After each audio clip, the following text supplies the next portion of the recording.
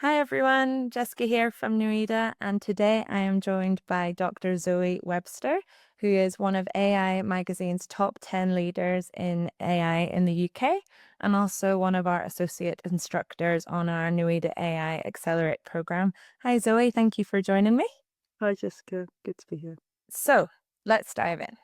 There's no denying that at the minute, AI is the word on everyone's lips. And what we're going to do today is explore a little bit about what top organizations are doing with AI and how leaders can think about that kind of human machine partnership. So, the first thing I wanted to ask Zoe is I get the impression that at the minute everyone's like, oh, AI, that's ChatGPT, right? And the thing is, it's so much more than that, right? And I wanted to ask you a little bit that in your experience, how would you explain the bigger picture there?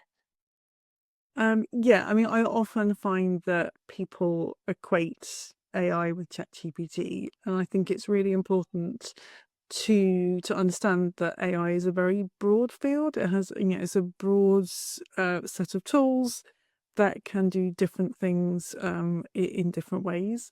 And so there's much more out there for people to think about and to explore. AI's been going for a long time. It's arguably been going since the 1950s, and certainly in the last couple of decades before some of the technologies that we call generative AI, including ChatGPT, before they kind of came along, there was already a lot of AI in our lives. And, day to day, we're all using different forms of AI that aren't necessarily like ChatGPT. So, when you're using a search engine or you're looking for a new dress or a new product, the recommender systems that are behind that and showing you things you might want to buy are all powered by AI. Cybersecurity that's enabled by AI to kind of look at what's going on and work out if something looks odd or anomalous, that can be checked out. It's used in marketing. It's used in all kinds of ways, and a lot of that was going on way before things like ChatGPT came along. Broadly speaking, AI can do a whole range of different things, whether it's kind of understanding our language, as we're seeing more and more, whether it's kind of interpreting what's in videos and images, it's predicting, it's analyzing, it's finding patterns in data that those patterns might constitute what products people might be interested in, how they might behave, how they engage with your social media. Maybe it's predicting what your cash flow might be the next, whatever period of time. It can do a whole range of different things, and ChatGPT and similar tools are just one form of AI. Exactly, yeah. And from the organizations that you have been working with recently, what are you seeing? How are they using AI? And more importantly, what's working well for them? There's a real mix, and I think that by and large, um, I think everyone's on this journey. I think lots of organizations who have been doing more with AI since things like ChatGPT, and the reason that's changed is lots of technologies have become much more readily available. And so people are trying this out. People are trying it outside of work as well and gaining a lot of familiarity. Particularly because some organisations are not letting people, haven't been making it so easy or straightforward to use these tools within the workplace, possibly for good reason, for mitigating risk and protecting privacy and security. In some cases, because they're not sure.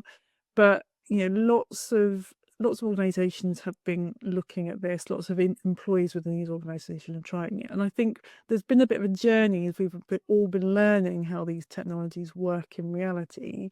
I think one shift I've seen, for example, is at the start people were using it. I don't need to start with a blank sheet of paper. Great, I can have it write the emails for me. It can write reports. It can write policies. But I think people have learned actually a lot more of the value comes from, and a lot of the high performers are coming from. Actually, I'm using it less for drafting, more for editing, more for checking and challenging and refining. And I think where are some of the use cases that are involved in using some of these tools? A lot of the companies and a lot of the uses of them by employees are more about that editing, finessing, refining, challenging.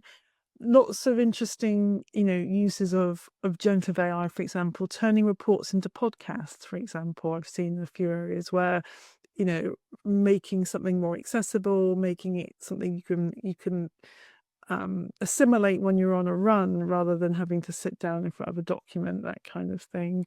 So kind of changing the way information is presented.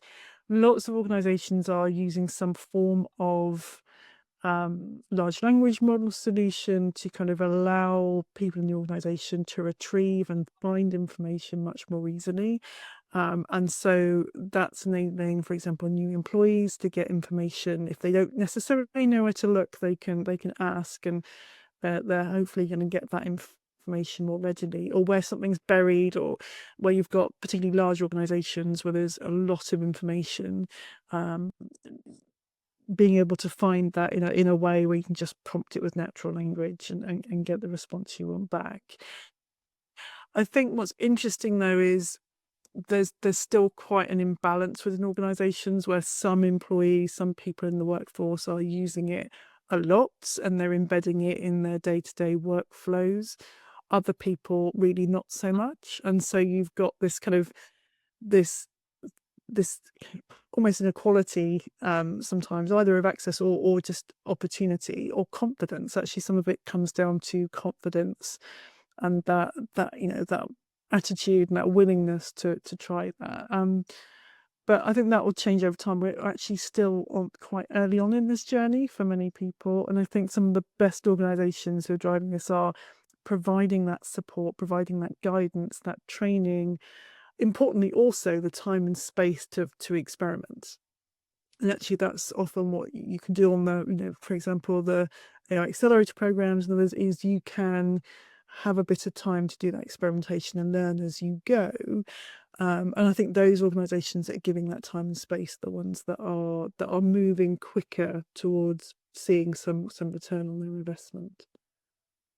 Absolutely. That is one of the core goals of our Accelerate program is we want to make AI accessible to everybody and make sure that everyone's getting the most of it. It's not just certain teams or the tech teams, it's for everybody really. And then on the topic of some tasks being suited better to AI, some still needing that human touch, would you have any other examples that where you think that the human touch really does still, it's more important? Yeah, I mean, I'd say it's important pretty much everywhere in that, we cannot place 100% of our trust in the AI, now, or probably not in the future. It will always, like humans, it will get things wrong. So one needs to check whether that's in software development, or that's writing emails, or it's writing out meeting notes. Actually, even in summarization, you should be checking that, or someone needs to check that it's accurate before you're kind of doing something meaningful with that summary.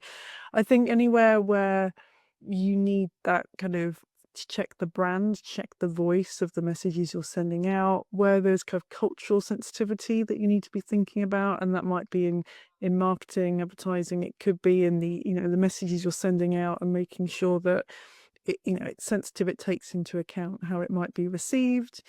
But I think we should be that human touch, that human in the loop. I think is important in most areas still, because the AI might miss something. It might not have the full context. It often doesn't have the full context. Like no one person has the full context. And so I think in many areas that human touch is still really important, particularly where, as I said, that kind of that sensitivity, that brand voice is really important. The tone of the communications and making sure that's right for the context. But again, you can use AI more.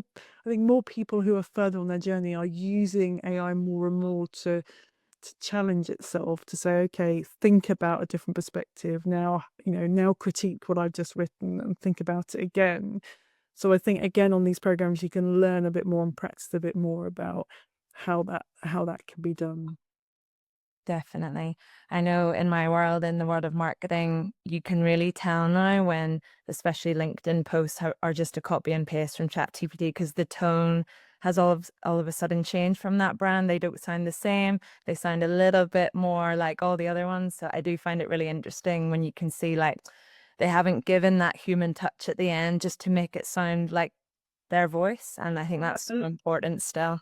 that in authenticity is really important, and I think that's a lot of people are. There is a bit of a, as you say, you recognise when a LinkedIn post or an advert or whatever is not written with you at heart, or it's not coming from a human. It's not coming from someone who can experience the product or service themselves, right? And so I Exactly. think that does, that the organizations that understand that and find a way to have that authenticity and make this time and space for that, I think the ones who are going to benefit from that. And where do you think the leaders can find the sweet spot in between how AI can enhance their team's work rather than replacing it? Well, I think it's difficult to say, where there's a sweet spot, but I think in terms of what leaders can do is to not impose tools, not impose things on people, because that has happened and that is still happening. And that I don't think that's really delivering results because people don't engage. It often misses the point in terms of how processes really work on the ground. And often leaders aren't totally in tune with that, and neither should they be necessarily, because that's not their role. But I think empowering their teams, their people with the confidence to try things out, the confidence to find out more about AI, what it can and can't do, the confidence to challenge, then those are going to be the people who can come up with those ideas for things that will truly fit the processes, how they are, but also how they should be in the future, because a lot of the value is going to come from not just replacing manual effort, but actually wholesale changing processes to take advantage of what AI can do. And I think it's leaders who give that space to their people to do that is going to lead to that, finding that sweet spot. Finding that sweet spot, things that kind of, maybe to start with, start kind of substituting some of the manual processes, but start to extend, start to kind of find new functionality that the AI can provide that adds value. And I think that's where we're going to see those returns on investment come, rather from you will use this tool and it will make you more productive, as if that works by magic. No, that makes lots of sense, totally. And then so a lot of our clients are banks, financial institutions, insurance companies. If we were speaking to one of the senior managers at these companies now, what's the one question that they should be asking themselves about how they're using AI right now? Fundamentally, I would ask them, do they really have a clear and accurate sense of where AI is in their organization? Because I feel that many leaders don't necessarily understand that. And again, it's quite complex, so they're not necessarily going to. But actually, does anyone in their organization have a clear picture of where the AI is and isn't? Because it's only by having that clear picture are you going to be able to target and say, actually, given where we think the value is for our organization, this is where we need those efficiencies, those more insights from data that AI can give us, that way of delivery, changing the way we deliver content and being more personalized, whatever. Unless you have that picture, you can't really target those areas to find those sweet spots and find those real sources of value. So I would ask them, do they have a clear sense of where AI is and where it isn't in their organization first, so they can then start to make those strategic choices about what to prioritize going forward. Absolutely. Well, we'll leave it there for today, Zoe. Thank you so much for joining me. And if anyone watching would like to hear more about our NeuedAI Accelerate programs, you can get in touch with our team or visit the website, and we'll leave some more details in the comments. Thank you.